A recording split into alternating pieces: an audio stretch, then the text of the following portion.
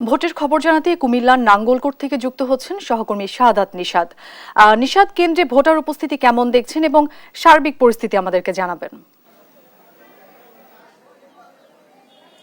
জি, যেমনটি বলছিলেন, আজকে চতুর্থ ধাপের নির্বাচনে কিন্তু ইতিমধ্যেই দেশের ৭টি উপজেলা নির্বাচন একযোগে চলছে এবং সেই ধারাবাহিকতায় কিন্তু ১২টা অতিক্রম করেছে এবং এই ক্ষেত্রে কিন্তু নির্বাচনের যে পরিবেশ, সেই পরিবেশ অনুযায়ী কিন্তু আমরা দেখেছি সকাল থেকেই মোটামুটি ভোটার উপস্থিতি ছিল, কিন্তু যতই আসলে বেলা গড়িয়ে আসছে আস্তে আস্তে ভোটার উপস্থিতি কমতে শুরু করেছে। আমরা যদি একটু জানিয়ে রাখি, এখানে আমরা যে পরিস্থিতি দেখতে পাচ্ছি এখন পর্যন্ত ভোটার কিন্তু অনেকটাই কম রয়েছে। বিশেষ করে আমরা আছি কুমিল্লার যে নাঙ্গলকোটে আছি, সেই নাঙ্গলকোট উপজেলার যে পরিস্থিতি, সেই পরিস্থিতির নাম যায় ১১৪টি যে কেন্দ্র রয়েছে, সেই কেন্দ্রে কিন্তু বিভিন্ন কেন্দ্রে আমরা ঘুরেছি এবং সেখানে দুপুর ১২টার পর থেকে মূলত ভোটার উপস্থিতি কিছুটা কম রয়েছে। এই উপজেলায় কিন্তু ভোটার সংখ্যাও একেবারেই কম না, প্রায় ৩,৩৫,০০০ ভোটার এখানে রয়েছে এবং সেই তুলনায় কিন্তু এখানে ভোটার উপস্থিতি অনেকটা কম রয়েছে। তবে যে প্রার্থীরা রয়েছে, সেখানে প্রার্থীদের মধ্যে এক ধরনের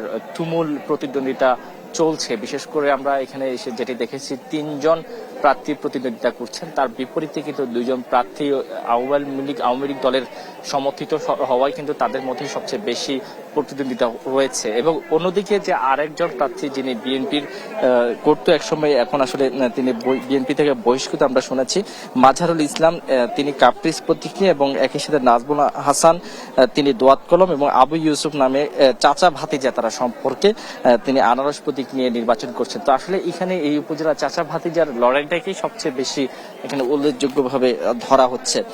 তো সবকিছু মিলিয়ে আমরা 10টা পর্যন্ত যে তথ্য পেয়েছি, সেখানে 12% ভোট পড়েছে এবং দুপুর 12টা নাগাদ কিন্তু সেই শতাংশের হার আরো অনেক বেড়েছে এবং সেটি 19% গিয়ে দাঁড়িয়েছে।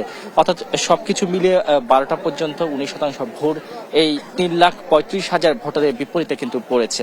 তো এরপরে আসলে আরো পরিস্থিতি জানা যাবে। এবং তবে এখানে গতকালকে একটি সংঘর্ষ ঘটনার পর থেকে আজকে এক ধরনের আতঙ্ক বিরাজ করেছিল সাধারণ ভোটারদের মাঝে, তবে সে ধরনের কোনো প্রভাব কিন্তু আমরা কোনো কেন্দ্রে এখন পর্যন্ত দেখতে পাইনি। তারপর প্রার্থীরা যারা রয়েছেন, তারা একে অপরের প্রতিপক্ষের প্রতি অভিযোগ তুলেছে, বিশেষ করে কেন্দ্র দখল থেকে শুরু করে এজেন্ট বের করে দেওয়া, এই ধরনের অভিযোগও কিন্তু আমরা প্রার্থীদের পেয়েছি। তবে বিভিন্ন কেন্দ্রে কি আমরা যে সকল এজেন্ট প্রিজাইডিং অফিসার রয়েছে, প্রিজাইডিং অফিসারদের সাথে কথা বলে তারা জানিয়েছেন তারা নিরপেক্ষভাবেই আসলে ভোট গ্রহণের যে সকল সহযোগিতা করা দরকার সেইটি তারা করছে। এবং একই সাথে অন্যান্য সমস্যার সম্মুখীনের জন্য আমরা দেখেছি RAB striking force, mobile team সহ এবং চিফ জুডিশিয়াল ম্যাজিস্ট্রেট, একই সাথে বিজিবি সদস্যরা টহলরত রয়েছে। ১৬৭টি টিম কিন্তু সারা বাংলাদেশে কাজ করছে। তো সেই অনুযায়ী আমরা এখানেও দেখেছি কুমিল্লা একযোগে 3টি উপজেলায় নির্বাচন অনুষ্ঠিত হচ্ছে এবং সে 3টি উপজেলার মধ্যে আমরা বাকিগুলোতে আসলে তেমন কোনো অপ্রীতিকর ঘটনার খবর আমরা এখন পর্যন্ত পাইনি। তবে সংবাদ সবকিছুর ভিত্তিতে এখন পর্যন্ত এখানে মোটামুটি নিরপেক্ষভাবে ভোট গ্রহণ অনুষ্ঠিত হচ্ছে, এমন পরিস্থিতি কিন্তু আমরা এখানে লক্ষ্য করতে পারছি।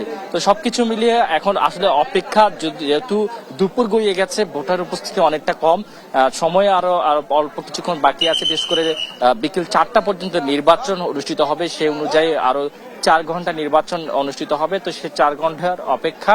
বিশেষ করে অনেকে আশা করছেন, প্রত্যাশা করছেন, আমরা প্রিজাইডিং অফিসার যারা আছে তাদের সাথে কথা বলেছি, তারা বলছেন হয়তো বিকেলের দিকে আরেকটু ভোটার উপস্থিতি বাড়বে বলে তারা প্রত্যাশা করছেন। তবে সবকিছু মিলে এখানকার এই কুমিল্লার নাঙ্গলকোট উপজেলার আগামীর যে নির্বাচনে কে হবে এই কুমিল্লা নাঙ্গলকোটের যে কর্ণধার, অর্থাৎ উপজেলা নির্বাচনের জয়ী হয়ে যিনি হবেন এই উপজেলার যে অভিভাবক, সেই অভিভাবকের অপেক্ষা পেতে হলে আসলে 4টার পরে ফলাফলের উপর নির্ভর হবে। তবে এখন পর্যন্ত 2 প্রার্থীরই হাড্ডাহাড্ডি লড়াই আমরা লক্ষ্য করতে পারছি।